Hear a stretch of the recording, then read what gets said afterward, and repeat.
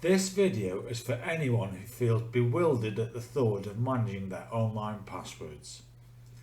It's aimed at people who don't have skills akin to a rocket scientist or want passwords which resemble ancient Egyptian hieroglyphics. The objective here is good enough security. The commonplace problem I address in this video is that of using the same password for all of your online accounts. I'll give you practical guidance for avoiding this approach with a system that doesn't rely upon your memory. Firstly though, I'll demonstrate why using identical passwords for your accounts really is the pits.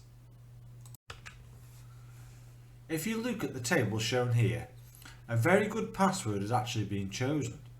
Unfortunately, if Dave's Cheap Pizza website was compromised by hackers, they'd have a head start on accessing the other accounts in the table.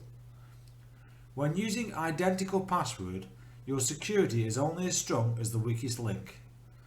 You won't know which website might be attacked by hackers, so you should play it safe by having different passwords everywhere. The solution described here is one which I call the magic number. With this approach, you record passwords on paper or typed into a document which are obscured slightly. By this, I mean that your recorded passwords contain an extra character which is deliberately inserted into your written or saved record but isn't present in your online password. I've used the word London as a password in this exercise. Hopefully you'll recognise that this is a dreadful password. I've chosen it solely because its familiarity helps me to explain magic numbers. In my example, I'm using a magic number of 7. When incorporating this character into my obscured password, I could typically record LON7DON or LONDO7N. Simples, innit? The magic number can be written anywhere within my password. You'll use the same magic number in all of the different passwords for your various online accounts. In this example, I'm using the word Glasgow as my password. You can again observe how I've incorporated my magic number 7. I want to stress that you don't need to remember the obscured password. You only need to remember the magic number value you've chosen. The magic number I've used in these two examples appears extremely obvious. That's deliberate. When I demonstrate the magic number with proper passwords, you'll see how it works in real life scenarios.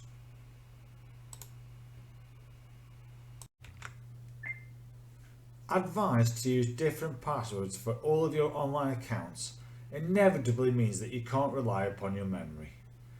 The value of the magic number approach is that it enables you to record your passwords such that they're easily understandable to you but not apparent to anyone else. Plan on using a password length of somewhere between 12 and 15 characters for every account you create.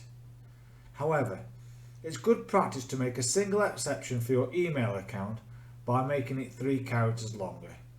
The reason for this is that your email account is typically used when needing to perform password resets of your other accounts. It's important to avoid using the categories shown here in passwords. You may want to pause the video to review this slide and likewise the next one. To make it likely that your chosen password will be universally accepted, it's good practice to incorporate the character types shown in the list. I'm now going to explain how you can safely record your passwords in a paper-based notebook or using applications such as a word processor or a spreadsheet.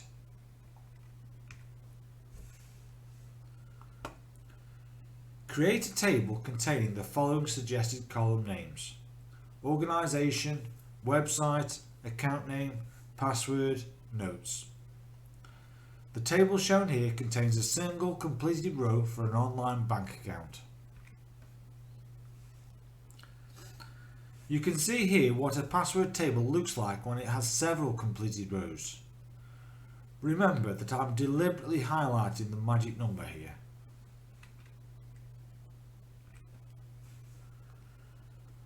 This table illustrates that the magic number is only obvious when I draw attention to it in the emphasised column. In the normal column, you'll see that the number 7 doesn't jump out at all. It's generally convenient to cluster, by that I mean group, same character types together to make password entry easier on mobile devices. For example, you could start by putting your numbers together, then your special characters, followed by your lowercase letters, and finish with your uppercase letters. If you look closely, you can see that's what I've done for all of these passwords. While I've stressed that each account must have different passwords, they don't actually need to use entirely new sets of characters. If so desired, once you've established a random set of characters for your first password, you can simply jumble the characters for future passwords. If you pause the video and look closely at the table, you'll see that's what I've done here. Simples, innit?